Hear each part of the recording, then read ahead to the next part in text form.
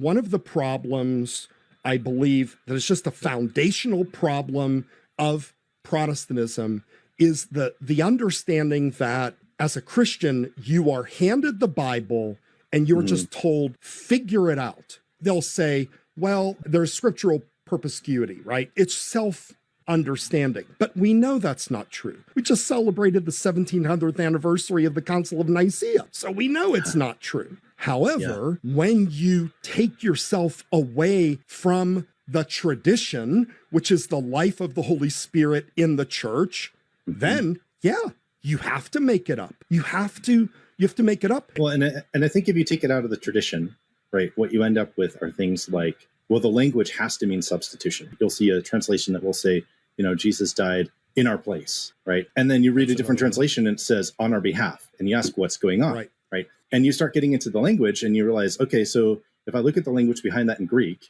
the same term is used at the beginning of the phrases in the Great Litany in the liturgy when we say, for the peace of the world, right? For, right? So nice is it voice. Automatically in the place of the peace of the world? That wouldn't make any sense. We have to pay attention to the stuff behind it. And we have to think of it in terms of the tradition.